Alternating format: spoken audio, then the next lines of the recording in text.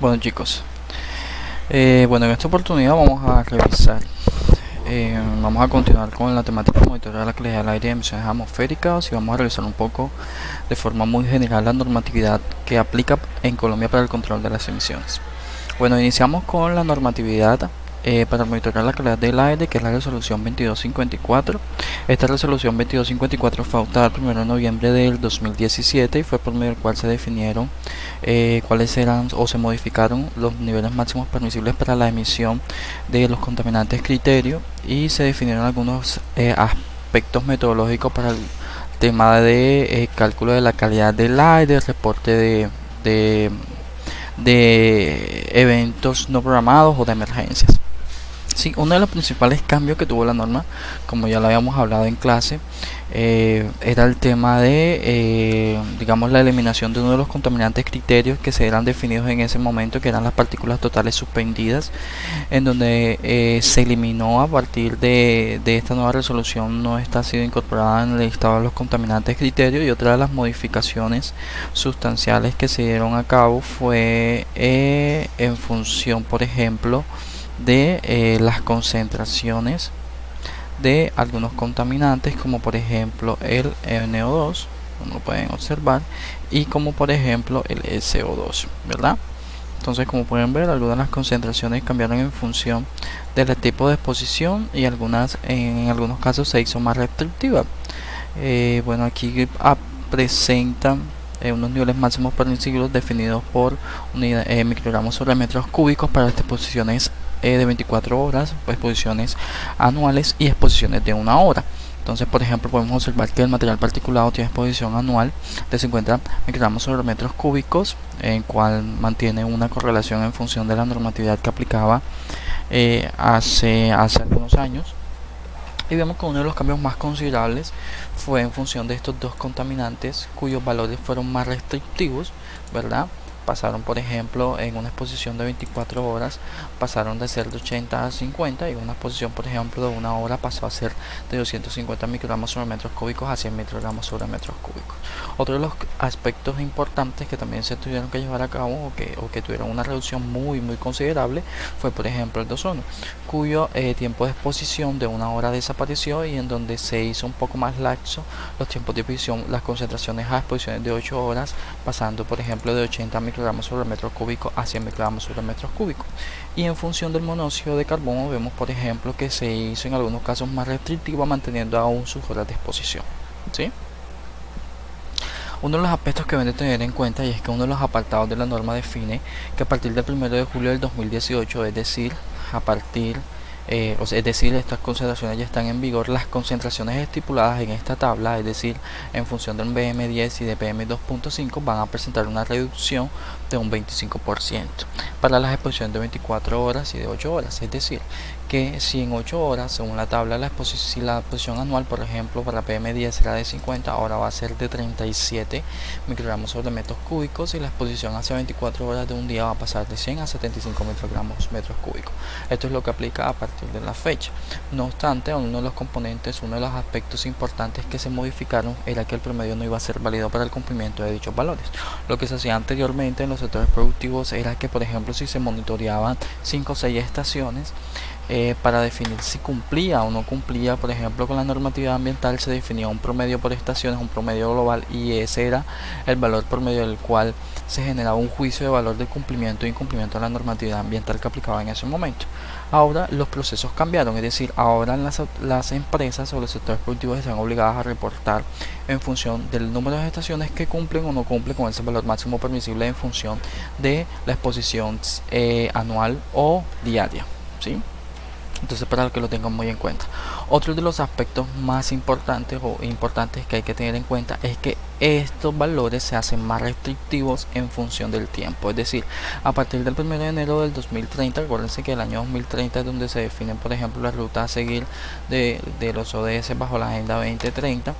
Esos valores aún se hacen un poco más restrictivos. Es decir, por ejemplo, miremos el caso de PM2.5. La exposición anual de PM2.5 en este caso es de 37, va a pasar de ser de 37 a 15 microgramos sobre metros cúbicos anual. Aún así, en función de los valores máximos los valores recomendados por la Organización Mundial de la Salud, sobrepasamos a 0.5 el valor recomendado, pero pues estamos un poco ajustados a nuestro contexto, a nuestra realidad.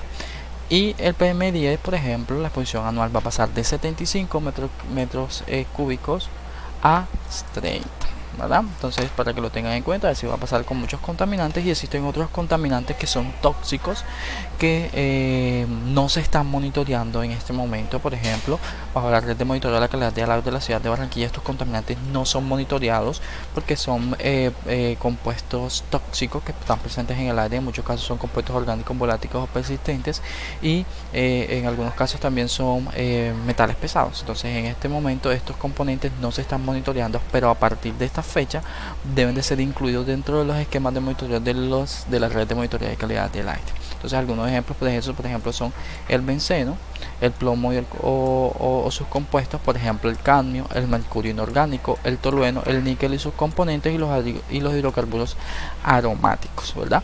Cuyo nivel máximo permisible debe estar por debajo de 0,001 microgramos sobre metros cúbicos por un tiempo de exposición anual.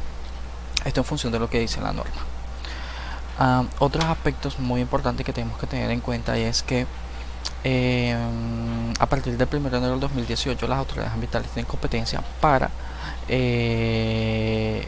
o tienen que incorporar dentro de sus esquemas de monitoreo de la calidad del aire equipos automatizados. Es decir, todas las autoridades ambientales a partir del 1 de enero del 2018 deben definir o deben incorporar de forma gradual a sus esquemas de monitoreo de la calidad de aire equipos automáticos que les permitan obtener datos en tiempo real de esas condiciones o de esas variables ambientales que pueden incidir en la calidad del aire del territorio, ¿sí? Y para fecha límite, estas autoridades ambientales tienen hasta el 31 de diciembre del 2020, es decir, hasta el 31 de diciembre del 2020 estas autoridades ambientales deben de tener equipos automatizados dentro de su proceso de monitoreo de la calidad del aire. Uno de los aspectos que tenemos que tener en cuenta es el siguiente: ¿quiénes deben de monitorear contaminantes atmosféricos? Es decir, contaminantes atmosféricos no en función de emisiones generadas por fuentes fijas, sino en función de emisiones generadas por fuentes dispersas.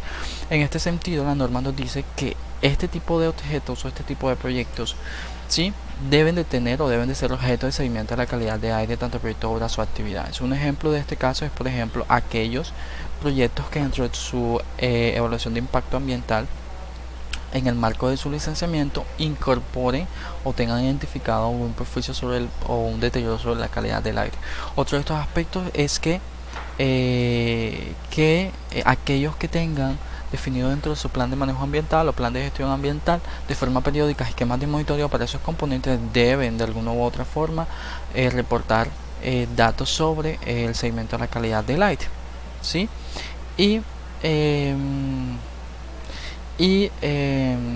Las autoridades ambientales, mediante acto administrativo, pueden exigirle a ciertos sectores productivos, en función del tipo o la naturaleza de tu actividad, el monitoreo o el seguimiento periódico de estos componentes, aun cuando el proyecto no está siendo licenciado y aun cuando dentro de su esquema de plan de manejo ambiental no han sido identificados impactos negativos a la calidad del aire, ¿verdad? Esto en función de lo que dice el artículo 8 de la resolución 2254 del 2017, que es por medio del cual se define todo este tema de calidad del aire y emisiones atmosféricas. Ahora, hay que tener en cuenta una cosa. Esta ya vimos una de las primeras modificaciones, uno de los aspectos claves que define la norma, pero vamos a ver otros aspectos a considerar que tienen o que guardan mucha relación con el cálculo de índices de la calidad del aire.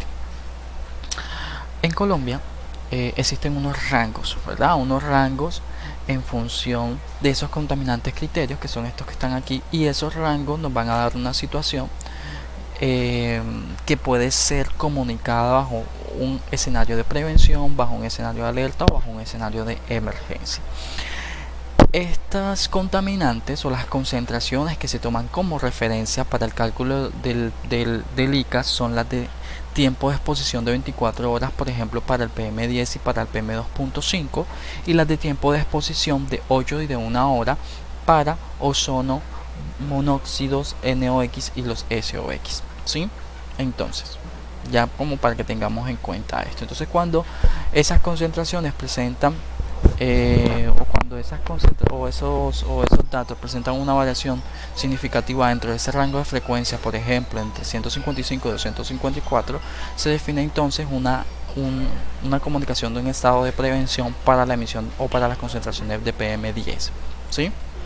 Entonces hay que tener en cuenta una cosa muy importante, y es que las concentraciones de estos contaminantes, es decir, los comunicados de estos contaminantes se hacen en función de un análisis estadístico de datos en donde se toman las medias móviles de 24 horas y se comparan con los valores de 24 horas de concentración, ¿sí?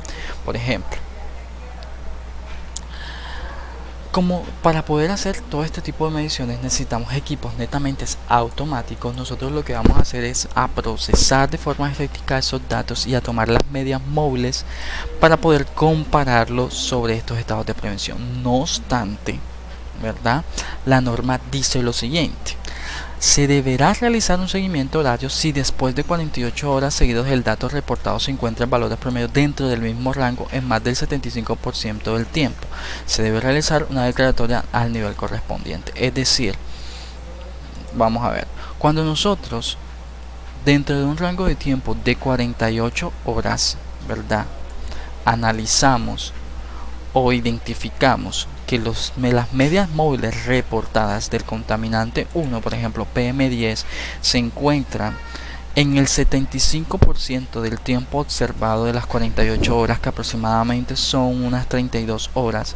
Si observamos que se mantiene fijo, que se encuentra aún dentro de ese rango, automáticamente se hace el nivel de declaratoria del nivel correspondiente. Es decir, si nosotros bajo la media móvil, por ejemplo, del PM2.5 a un tiempo de exposición de 24 horas, observamos que las concentraciones, que las medias móviles, ¿verdad?, durante el escenario 1 se presenta dentro del rango del 56 y 150, iniciamos la observación o el seguimiento horario a partir de.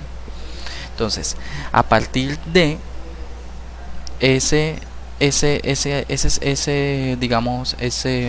punto, comenzamos a analizar durante 48 horas, es decir, durante 2 días, cómo es el comportamiento de esa media móvil en función de las concentraciones.